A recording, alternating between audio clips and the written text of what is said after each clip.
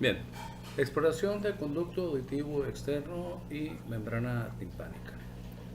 Este procedimiento tiene como finalidad que observemos nosotros las características del conducto auditivo externo, el estado de su superficie, si hay lesiones en su mucosa o cualquier otra deformidad que pudiera haber y buscar la manera, dentro de la técnica que vamos a explicar, de ver la membrana timpánica. Este procedimiento se realiza con un instrumento llamado otoscopio, el cual ya ustedes conocen y que, como hemos comentado, tiene un mango. Aquí es donde se meten las baterías, o trae un enchufe cuando son recargables. Trae un cabezal, ¿okay? Y en la parte posterior del cabezal hay una lente de aumento por donde nos vamos a asomar. Si ustedes usan lentes, déjense los lentes y con todo y lentes se pueden asomar, ¿sí?, a través del cabezal, a través de la lente, para observar. Y lo que vamos a observar pues es lo que alcanzamos nosotros a abarcar con el conito. Este cabezal en su interior trae un foco, es decir, un haz de luz que es como este, ya viene inserto ahí, viene como parte del estuche del diagnóstico, y bueno, viene un juego de conos de diferente medida dependiendo de la marca y la calidad del estuche que ustedes utilicen, que estos conos se utilizan para introducirse en el conducto auditivo externo y poder observar las estructuras que mencionamos, todo lo que es el conducto y la membrana timpánica. Bien, vamos primero a ver un video que nos va a explicar la técnica y ya después hablaremos de las reglas, qué es lo que debemos de observar, y hablaremos de algunas patologías de el oído, así como también vamos a hablar de lo que son las pruebas de audición y las vías a través de las cuales percibimos el sonido. Entonces, primeramente... Hola, el día de hoy revisaremos la técnica correcta para realizar una otoscopía. La finalidad es observar el oído externo y la membrana timpánica.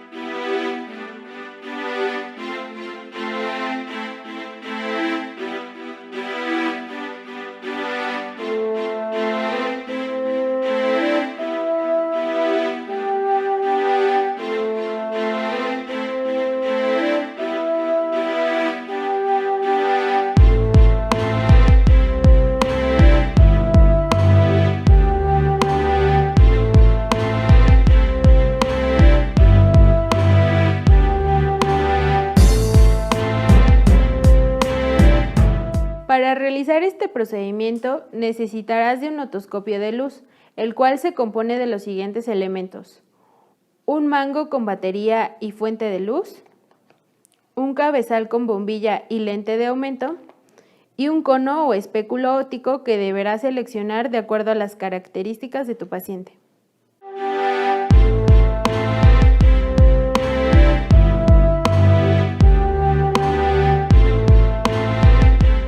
Ensamblas tu otoscopio y verificas que funcione.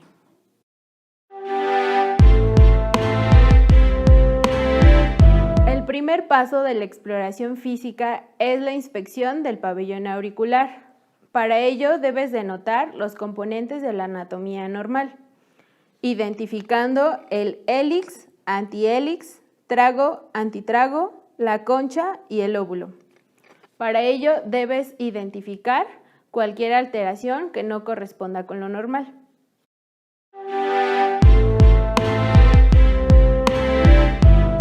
El segundo paso para la exploración es realizar la palpación. Para ello debes identificar que no haya dolor a la tracción o movilización del pabellón auricular, así como edema y aumento de la temperatura, o incluso palpación de nódulos linfáticos. En caso de que llegues a encontrar alguna alteración de manera unilateral, iniciaremos siempre por el lado sano. De lo contrario, por norma, iniciaremos de derecha a izquierda.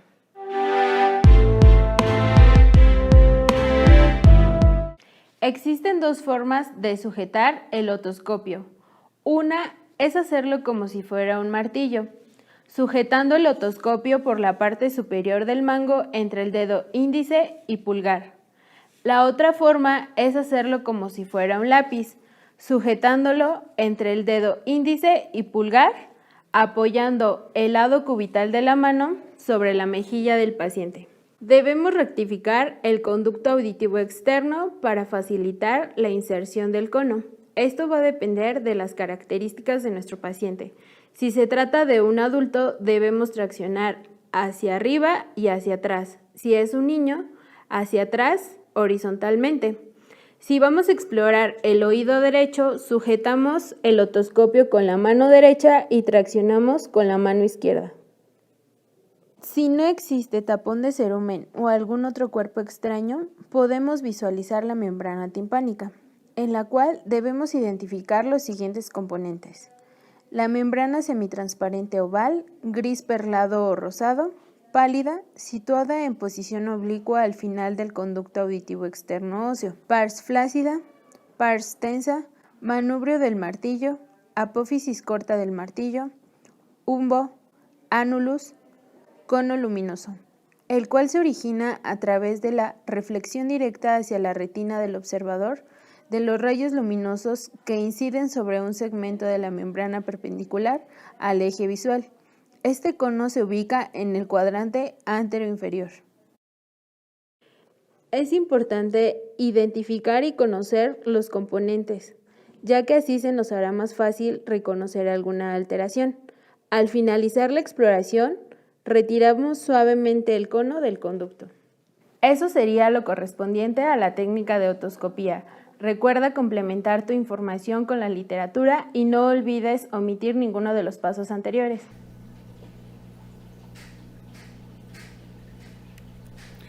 Ok, esa es la técnica. Ahora vamos a hablar un poquito sobre las reglas. Dentro de las reglas de la exploración del oído, bueno, aquí tenemos un otoscopio con todas las partes que conforman el instrumento que se mencionó ahorita en el video. El primer paso es asegurarnos que sirva, ¿no? Aquí ponemos como primer paso elegir el cono, pero lo primero es asegurarnos de que sirva, es decir, de que no esté opaco u opacificada la lente, que en algunos estuches de diagnóstico de baja calidad es muy frecuente que suceda, que se opacifique porque no es cristal, es una mica generalmente. O bien que la fuente luminosa tenga la suficiente intensidad, que tenga pilas o que si es recargable, que tenga la suficiente carga para que nos lance un rayo luminoso lo suficientemente fuerte para que nosotros podamos observar. Es obvio que entre más ancho sea el cono, pues mayor visibilidad tenemos o tendremos. Pero bueno, como lo mencionó ahorita la persona que narró el video, pues no podemos utilizar el mismo tipo de cono con todos los pacientes, sino que dependerá del ancho de la entrada al conducto auditivo externo para no lastimar. Entonces, regla número 1, asegurarnos de que sirva, de que esté en buenas condiciones y con buena iluminación. Regla 1 bis, ¿sí? Vamos a poner aquí 1 bis. Elige el cono adecuado de acuerdo al diámetro de la entrada del orificio del conducto auditivo externo. Hay que limpiar bien el cono con una torunda alcoholada, ¿sí? Es decir, una torunda de alcohol, ¿sí? Lo exprimimos, no hay necesidad de echarle el chorro de alcohol al conito, exprimimos la torunda y lo tallamos bien por fuera y por dentro. Es muy importante que lo limpie por dentro porque hay ocasiones en que los guardamos o los prestamos y el médico al que se lo prestamos no lo limpia y a veces trae unos pegostes de cerumen de otras personas ahí y bueno, hay que limpiarlo por fuera y por dentro cuidadosamente. Por regla, si el paciente viene quejándose de molestias en un solo oído, hay que siempre explorar ambos, ¿sí? No nada más el enfermo. Y se debe empezar por el sano. ¿Por qué? Por dos motivos. Número uno, si empezamos por el sano, evitamos el riesgo de transportar microorganismos de un oído al otro. Si empezáramos por el enfermo, habría un riesgo latente de transportar microorganismos o gérmenes hacia el oído sano. Ese es un motivo. El otro es, si empezamos por el oído sano, no le vamos a causar mayores molestias y después vamos a poder observar tranquilamente el oído enfermo. En cambio, si empezamos por el oído enfermo y hay dolor en el oído enfermo, pues le vamos a causar la molestia y pues el paciente ya prácticamente se va a negar. Es muy frecuente que suceda a que le exploremos el oído sano porque se siente adolorido. Entonces, siempre iniciar por el oído sano y luego el enfermo. Si ambos oídos están enfermos, cosa que es poco usual, generalmente es uno solo, pero bueno, en el caso de que fueran ambos, pues no importa por cuál iniciemos, ¿no? Cada oído se explora con el ojo del mismo lado, es decir, del ojo del explorador, desde luego del mismo lado, para evitar quedar frente a la cara del paciente, tomando el mango del otoscopio con la mano de ese mismo lado. Como ven ustedes aquí, la exploradora está observando el oído derecho de la niña, está tomando el otoscopio con su mano derecha y observando con su mano derecha. Digo, con su ojo derecho, ¿verdad? Si ella observara con el ojo izquierdo, su cara quedaría prácticamente pues pegada a la de la niña y por cuestiones higiénicas, en el caso de los niños, o por cuestiones de pudor, ¿sí? De respeto, no es correcto, ¿no? Que queden las caras frente a frente. Entonces, oído derecho, se toma el instrumento con la mano derecha y se observa con el ojo derecho. Con fines de pues economizar pila, vamos a checar primero si tiene buena iluminación, y ya que checamos que tiene buena iluminación, lo apagamos y vamos a prender nuevamente nuestra lamparita hasta que iniciemos la introducción del conito. Conforme vamos insertando el conito, vamos a ir observando, vamos a traccionar, como se nos dijo en el video. Si es un adulto, vamos a traccionar con nuestra mano libre el pabellón auricular hacia arriba y hacia atrás en el caso del adulto, o sencillamente hacia atrás en el caso de los niños, porque en los niños es mucho más horizontal el conducto auditivo externo. Vamos, una vez hecho esto, vamos a introducir el conito y vamos a ir observando el conducto auditivo externo, si tiene alguna alteración en su mucosa, ¿sí? En su epitelio, y moveremos, ya que esté en el interior el conito. Hay que preguntarle al paciente si le estamos causando molestias, y si no le estamos causando molestias, pues podemos avanzar hasta visualizar la membrana timpánica. A veces es necesario traccionar en diferentes direcciones el conducto auditivo externo, el pabellón auricular, traccionarlo en diferentes direcciones hasta que nos quede, pues como vulgarmente se dice, de pechito la membrana timpánica y la podamos observar, ¿no? Mientras tanto, buscamos en el conducto auditivo externo datos como son el estado de la superficie, su coloración, si hay lesiones, etcétera. Como dijimos, la mano libre tracciona la parte superior del hélix hacia arriba y afuera para rectificar el conducto auditivo externo en el adulto. Lo que pretendemos es esto, introducir lo más posible, sin llegar, desde luego, a la membrana timpánica, introducir el conito. Ya los conitos vienen graduados o vienen calibrados para que no pueda llegar, por más que lo introduzcan ustedes hasta la membrana timpánica. Recuerden que el conducto auditivo externo mide aproximadamente 2.5 centímetros, 1 pulgada. Y la idea es esta, ¿no? Introducirlo, y nosotros aquí está la lente con aumento, acá está nuestro ojo, esta es la pestaña, la ceja, ya no les voy a pintar más del ojo, ¿sí? Vamos a observar. Como se les dije antes, si tienen lentes, si usan lentes, déjenselos, no se los quiten, no importa. Vamos a observar, ahí se ve el rayo luminoso.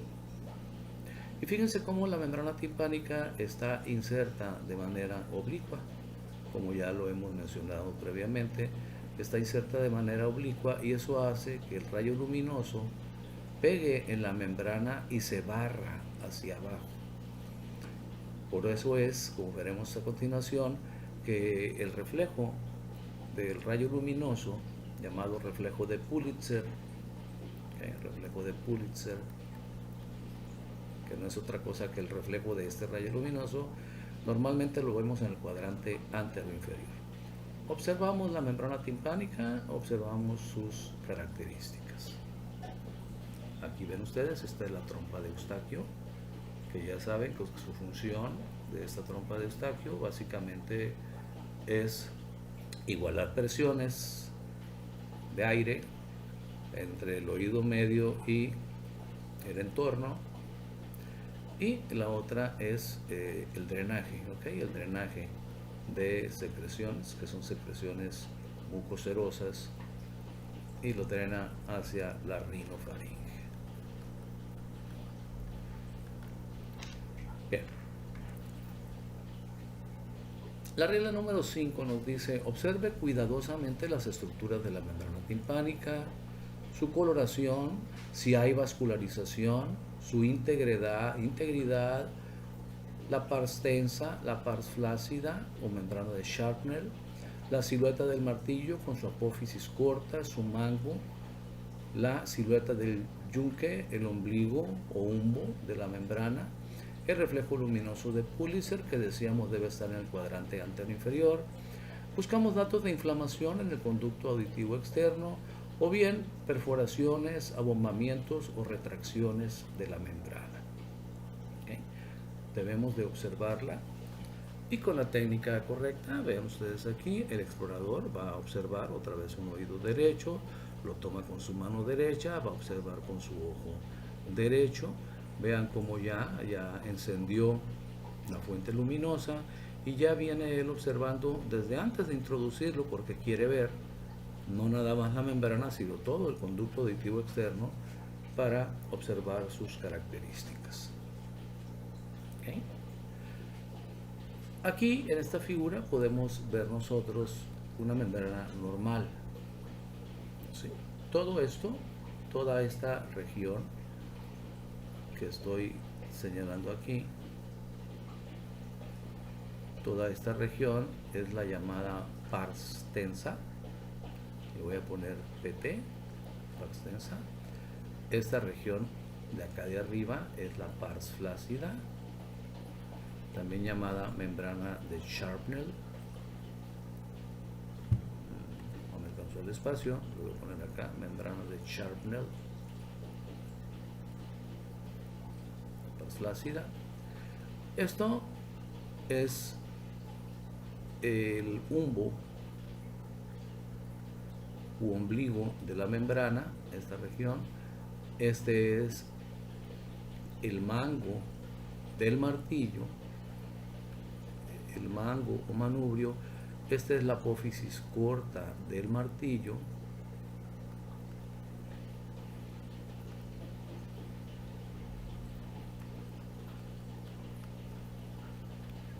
Acá se alcanza a ver la silueta del yunque.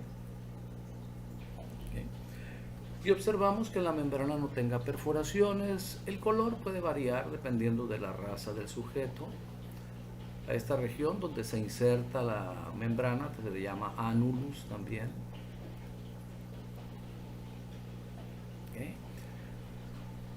Y como les mencionaba en la diapositiva anterior, el reflejo luminoso, la fuente luminosa que estamos nosotros arrojando, como la membrana está inserta de manera oblicua, se barre hacia abajo y hacia adelante. Esto que tienen aquí ustedes es el reflejo luminoso de Pulitzer que mencionamos hace rato y debe de estar en el cuadrante antero inferior. Yo les puedo decir que como lo hemos comentado en ocasiones previas, les puedo decir que este es un oído derecho por la dirección que tiene la apófisis corta del martillo. Siempre la apófisis corta del martillo la vamos a ver dirigida hacia el lado que estamos observando, en este caso el derecho. Y vemos el cuadrante, o mejor dicho, el reflejo de Pulitzer que está en el cuadrante antero inferior. Para explicar esto, tomaríamos como referencia el umbo de la membrana, trazamos una línea vertical, horizontal, perdón, luego trazamos otra vertical. De esta manera dividimos en 4 regiones la membrana. Esta de acá, voy a cambiar el color para que sea más notorio. Esta de aquí sería la región antero superior, esta sería la antero inferior, esta sería la postero superior y esta sería la postero inferior, tomando en cuenta que es el lado derecho. El reflejo luminoso de Pulitzer, si la membrana no está abombada ni tampoco está retraída, lo debemos de observar nosotros en el cuadrante antero inferior. Ahí es donde normalmente debe de estar. Si está en cualquier otro sitio, eso nos habla de que la membrana no está adecuadamente inserta, o está retraída o está abombada.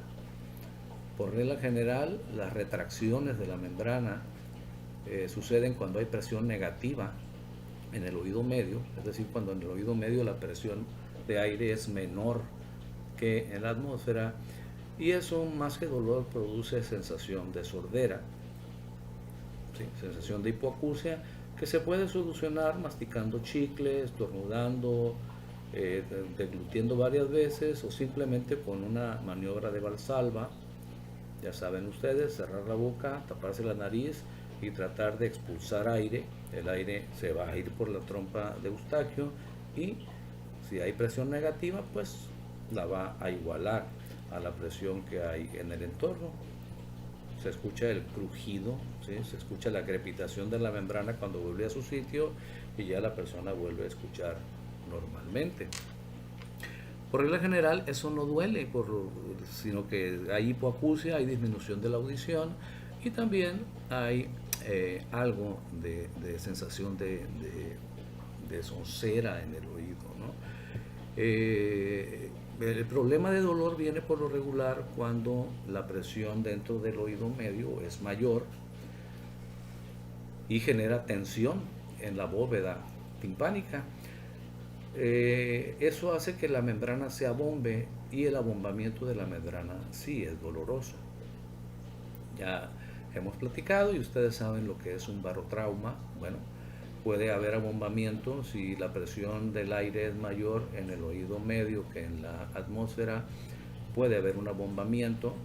Todo esto generalmente debido a que está obstruida la trompa de Eustaquio, es decir, que no permite que salga el aire, la trompa de Eustaquio, como sucede generalmente cuando tenemos algún resfriado, cuando tenemos alguna infección de vías respiratorias altas, cuando somos fumadores, ya sea activos o pasivos. Es frecuente que se obstruya la membrana timpánica, y si a eso le sumamos que nos sometamos a cambios bruscos de presión atmosférica, puede suceder que en el oído medio la presión se negativice o se positivice,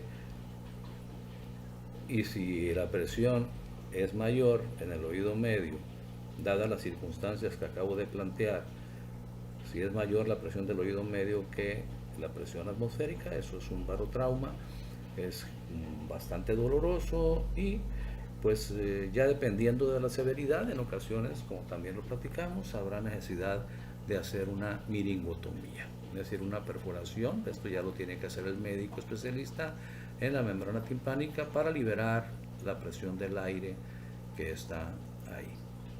Ok.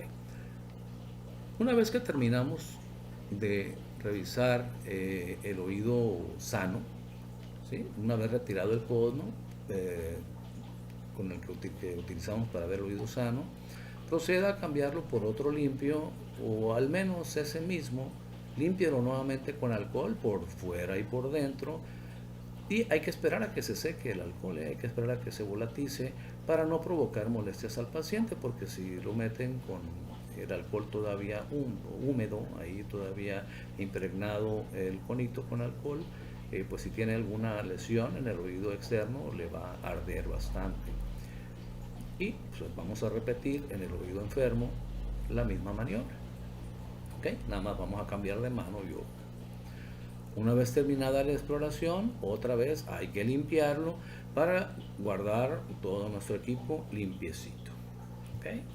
Hay que ser lo más higiénicos, hay que ser lo más cuidadosos con la limpieza posible con nuestro equipo de trabajo.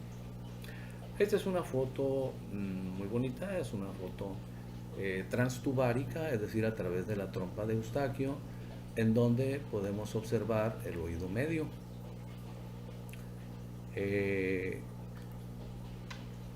Esto que ven ustedes aquí es el reflejo, esta es la membrana timpánica, ¿no? Todo esto es la membrana timpánica vista por la trompa de Eustaquio. Aquí está el umbo u ombligo de la membrana, vean cómo está jalada, está cóncava hacia afuera, convexa hacia adentro, jalada por lo que es el mango o manubrio del martillo. Acá arriba estará la apófisis corta del martillo. Esta luz que se ve aquí, pues es el reflejo luminoso de la luz que se está lanzando a través de la trompa de Eustaquio. No es realmente que alguien esté observando por fuera al mismo tiempo, ¿no?